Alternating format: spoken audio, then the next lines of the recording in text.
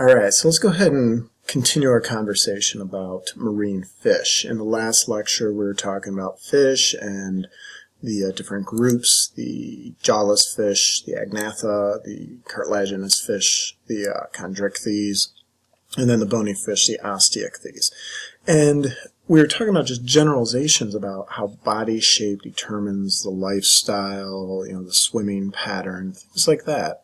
So when you look at a fish, look at its shape, look at its features, and that can start to help give you an idea of how they survive, what they do, their ecological role. Are they a predator? Are they an herbivore, a carnivore?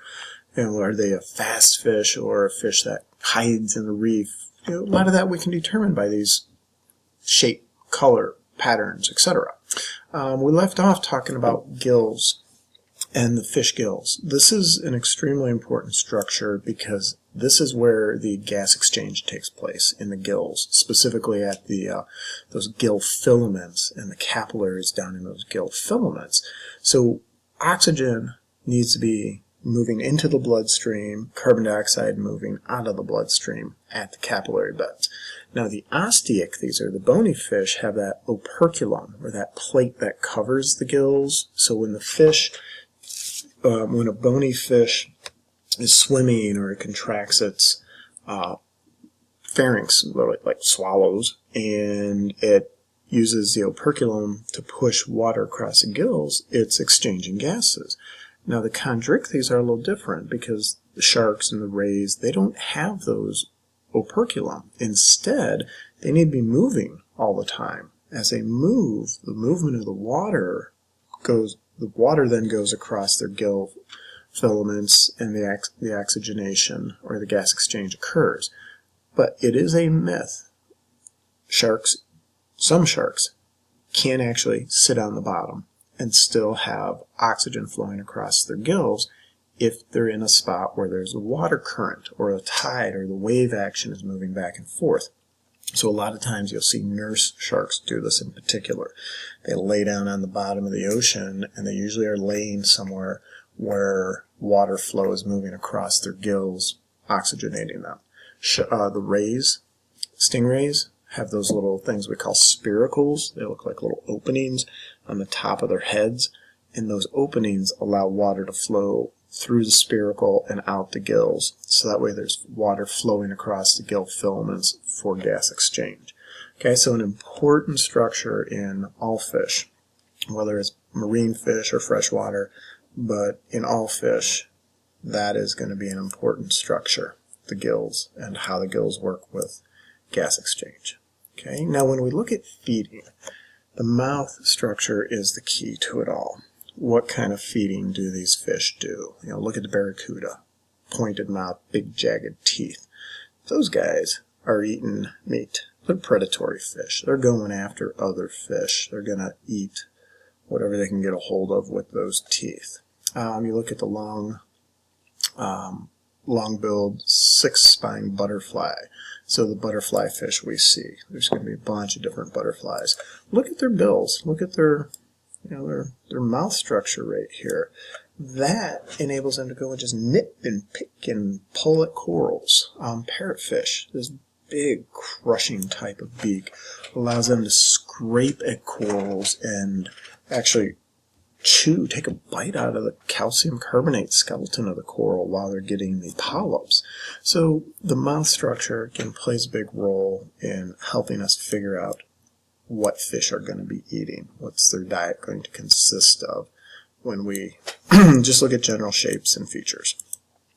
Now, fish produce enzymes that help break down the nutrients they eat, digestive enzymes. Carnivorous fish, when we look at their digestive system, we often see that it is short and straight. Okay, so they got the short, straight intestines. Food goes in, doesn't take long, digestion breaks it down, takes place, moves it through, processes the waste, absorbs the nutrients. They're good to go. But when you look at the herbivorous fish, they often have long, coiled intestines because it takes longer for algae and sponges and plant material and things like that to actually digest and break down. So it's like the digestive system of a cow. It's going to be much longer than the digestive system of a wolf or some carnivore land-based mammal. So we see these patterns. This is generalizations and patterns that we see across the different fish we'll see within the marine system. Circulatory system. Fish have a two-chambered heart. Okay, so they have a two-chambered heart, big atrium and a ventricle. And then when the heart pumps the blood, gas exchange occurs again at the gill filaments, specifically the capillaries within the gill filaments is where we're going to see gas exchange taking place. And then oxygen and carbon dioxide are carried by hemoglobin in the red blood cells. Okay, so these guys have red blood, just like other animals with red blood cells, and there's hemoglobin. That's that protein within their red blood cells that will carry the oxygen and the carbon dioxide, carries it over to the heart, moves from the heart, goes through the gills, gas exchange occurs, and let's see, let's get a better color here.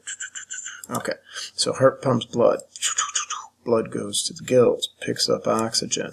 Oxygen flows, drops off at capillary beds down here at the tissues, goes through the rest of the body, basically dropping off all the oxygen at the various tissues and different locations of the fish's body that need oxygenated blood.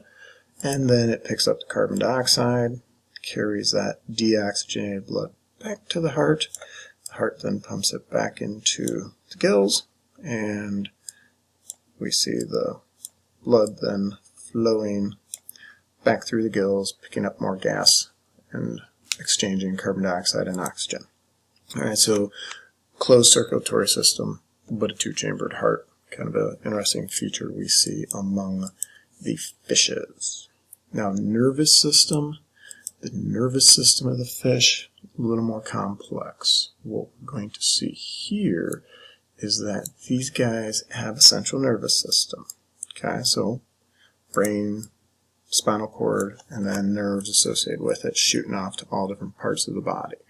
They have a lot of different neural sensations, so that smell. They use olfactory sacs to detect chemicals in the water.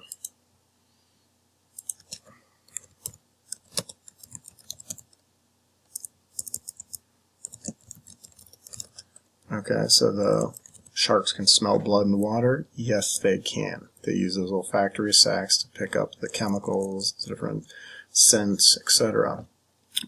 Fairly good sense of smell. If you look at the goatfish down at the bottom there, those are those little guys down here, and you look at these little things. So here's our goatfish. These little things coming down off of them, they're called barbules. They're similar to what catfish have. They use those to actually stir up sand, and can they smell anything? Can they detect anything in the sand? So they can pick up odors, chemicals, etc. Fish also have taste buds that they use to taste stuff. Taste buds are located in the mouth.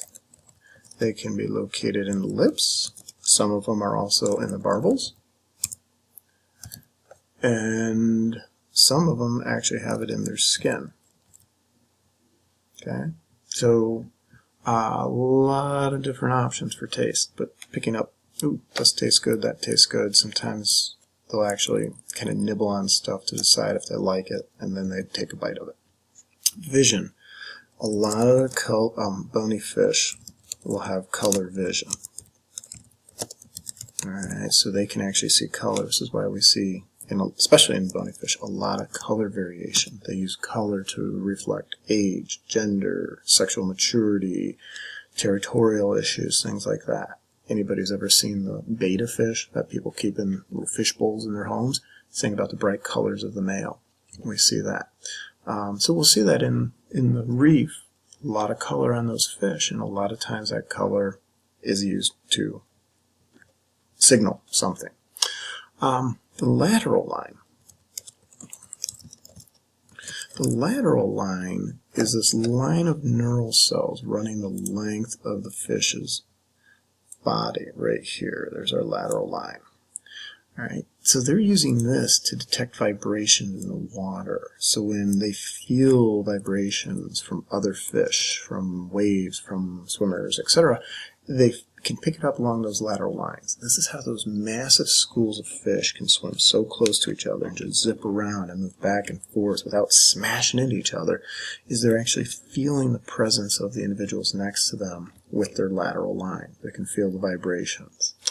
Electrical impulses are picked up by those things we call the ampullae of Lorenzini.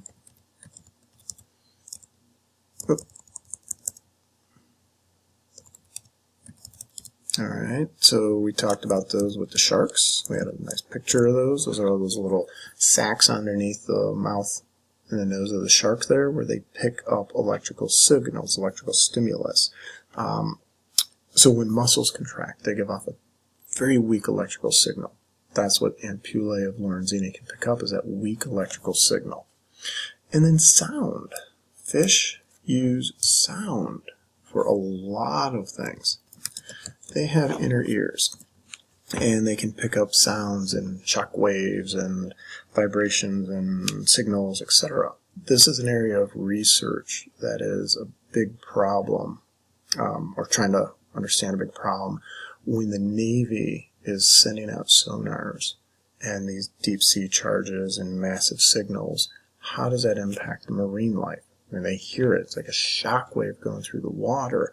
And is that causing problems to the marine life? Because they can hear it. And imagine being at a rock concert and you're right next to that speaker and you're hearing the thump of the bass. Think about what that does to your head and to your hearing and to you after a while when you're listening to that type of noise on a frequent basis.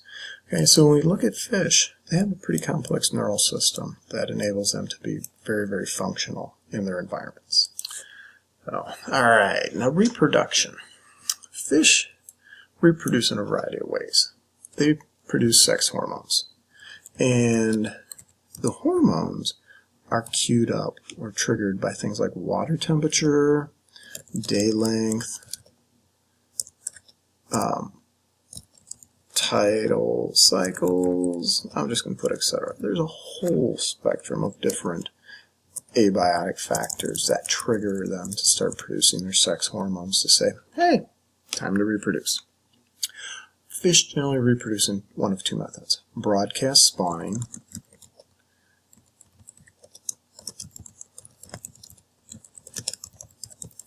this is where they release eggs and sperm into the water column, just shoot it on up, and what happens, happens. The other option is internal fertilization. This is going to be the type of reproduction where sperm is inserted into the female reproductive tract. Now both have their positives, both have their negatives. We just see a variation depending upon the type of fish. So what we're looking at down here on the bottom are groupers who are spawning. And when groupers spawn, they do broadcast spawning. They aggregate together, you get this big massive school of grouper, and then the males start releasing sperm into the water, females release eggs into the water, and you have all this stuff mixing up, making the water look cloudy. And the hope is that fertilization happens, and you get some little baby groupers from this. Okay? Now, tides, lunar cycles, all sorts of things trigger grouper spawning. When we get into some of the sharks, the males have these little things called claspers. These are copulatory organs, what they use to put sperm into the female. So the male produces sperm, and then that sperm goes down this little track